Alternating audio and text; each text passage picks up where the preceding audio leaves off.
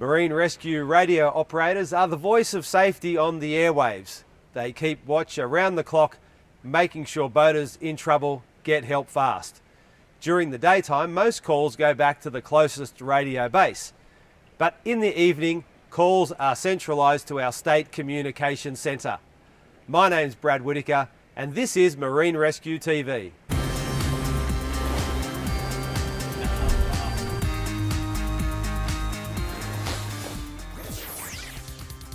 Well, thanks for joining us. In this episode, we'll catch up with our fishing guru, Michael Guest, about using your marine radio, and we'll get on the tools for a special project with members from our Marine Rescue Port Macquarie unit. But first, Phil Campbell takes us behind the scenes at our State Communications Centre for the first day of operations, and then we'll head up to beautiful Cape Byron to meet one of our marine radio operators.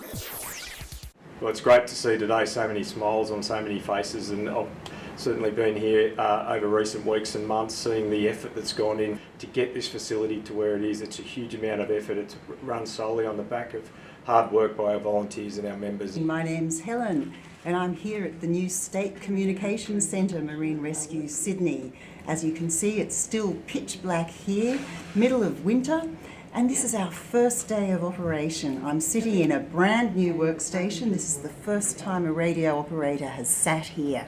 And what sort of calls would they get in here to the centre? Anything and everything from a standard log-on, a vessel log-on for a coastal or local fishing voyage, to people asking for information about the marine environment, or an emergency incident, or a simple assist. This facility is purpose-built. It's equipped with all the latest technology to make sure that rescue resources can be deployed as quick as they possibly can to make sure that we're living up to our mission of saving lives on the water. Can you tell me, Julie, what is the main role of the marine rescue radio operator? Main role is to save lives. Basically, it's very important for people that are in distress on the water that they contact someone 24/7 if they get into any difficulties, and we have 24/7 radio coverage up and down the coast of New South Wales to assist people who are in distress. So that's the main role. There are many other services that we provide to boaters who aren't necessarily in a life-threatening situation or in trouble on the water. Can you tell us a bit about those, please? Well, we encourage all people that are going out to log on and log off so that we know who's on the water and who's safe, basically. Also, we provide weather information, anyone who may be needing the latest weather report or conditions on the bar if they're coming into any particular ports up and down the coast. If somebody wanted to become a marine rescue radio operator, what advice would you have, particularly if they've got no experience in radio and they're not really sure about boating experience either? Well, people come from all walks of life. So you don't need previous boating or radio experience. We're all capable of learning. If you think you're a little bit unsure, contact your local marine rescue station. They will more than willingly help you all up and down the coast, and they'll welcome you to come in, speak to someone in the particular office or centre, and they will run you through and show you what to do. Can you tell us a bit about what it's like to work in such a spectacular location? Coming up here is a pleasure. The weather is always different, but the views are spectacular. The lighthouse, lots to see and lots to enjoy working up here. Well, thanks, Phil. If you'd like to become a radio operator, hit the Become a Volunteer tab on the Marine Rescue New South Wales website. Now, logging on and logging off is super easy with your marine radio or the free Marine Rescue smartphone app. Make sure you do it on every voyage. Now it's time to catch up with Michael Guest to talk about the benefits of using your marine radio. G'day, Michael Guest here on behalf of my mates at Marine Rescue New South Wales. Just to have a quick chat about your marine radio. If you haven't got one, why not? You've got to have one. In this boat, I've got a VHF radio. I spend a lot of time way out to sea in all sorts of remote locations, fishing right on dark. I love fishing in that sort of period when things like mulloway are going to bite, and quite often you catch them in the middle of the night. They're a pretty cool fish. So what it does mean is means that I'm offshore in all sorts of situations, and you've got to have that backup. Mobile phones are great these days, but the coverage can be limited. And people like Marine Rescue New South Wales, who are doing a fantastic job, they're covering that radio 24/7. So you can always give them a call.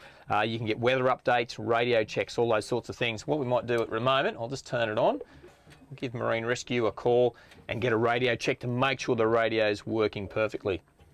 Marine Rescue Lake Macquarie, Marine Rescue Lake Macquarie. This is Real Action on Channel 16 requesting a radio check.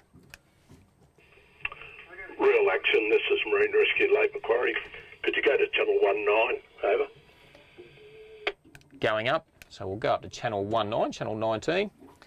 Marine Rescue Lake Macquarie, here is Real Action requesting a radio check. Real Action, this is Marine Rescue Lake Macquarie.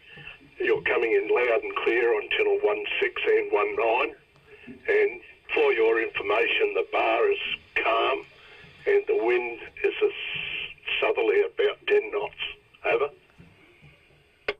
Thank you, Marine Rescue Lake Macquarie. It's a shame I'm not going fishing today because that sounds like it's a pretty nice day to scoot across the bar. Thanks for that information, and thank you for the radio check. Real Action out. Good, thank you. Marine Rescue Lake Macquarie out. There you go. I'll just turn that off. How cool is it to know that these guys and girls have volunteers saving lives on the water, which is what Marine Rescue New South Wales is all about, and they're there looking after us. Marine radios are in a really harsh environment. Saltwater is quite corrosive to wiring. Make sure your wiring's right. Get in your boat, turn your radio on. If it doesn't work, then you really shouldn't be going out.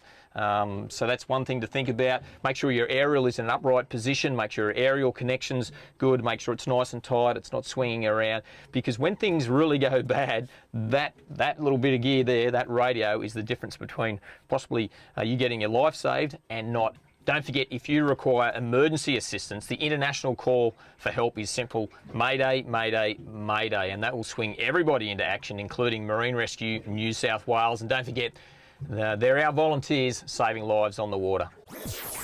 Well, thanks for that advice, Guesty. Now, in March of 2021, much of the New South Wales coastline was impacted by a significant flood event. And 5 months on, Prime 7 News caught up with members from Marine Rescue Port Macquarie, helping a family rebuild their house after significant flooding. The Port Macquarie Marine Rescue Unit is helping a Kendall family rebuild. On March 19th, floodwaters engulfed this River Street home. The water and mud still dried to the cladding outside. The damage so substantial, Amy, Greg and their son Midas are still living in a caravan in their parents' backyard. Love my parents, but you know, you do need your own space, your own shower, your own toilet. The family hasn't just lost their home, but everything they owned inside. Yeah, no clothes, nothing. Been a big stress for everybody, definitely, especially for the young fella, like losing everything. All my games, like not even video games, like board games, all my toys, they got thrown out. So yeah, a whole lot of things. But this week, Amy, Greg and Midas have started to see a transformation they could have never expected. St Agnes Parish putting the call out to the Marine Rescue Unit, many of the volunteers having a background in a trade. Didn't have my hopes up, did not have my hopes up at all until the first crowbar went to the wall, and then it was like, yay, it's happening, and like the donations and the people are just phenomenal. There's families out there that haven't got homes yet and they're still living in caravans and at friends' places.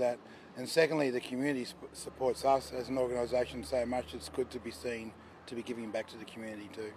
Once the property is livable again, Amy, Greg and Midas can start to replace some of the furniture, white goods and memories they had started collecting in their home. The community support just as heartwarming as seeing new plaster on the walls. No words to describe it, honestly. Samantha Crowe, Prime 7 News. Our members continually amaze me with their dedication and service to their communities. Now, if you've enjoyed this episode, make sure you hit the like and subscribe button and also the bell so you can be notified about future episodes. Until next time, stay safe on the water.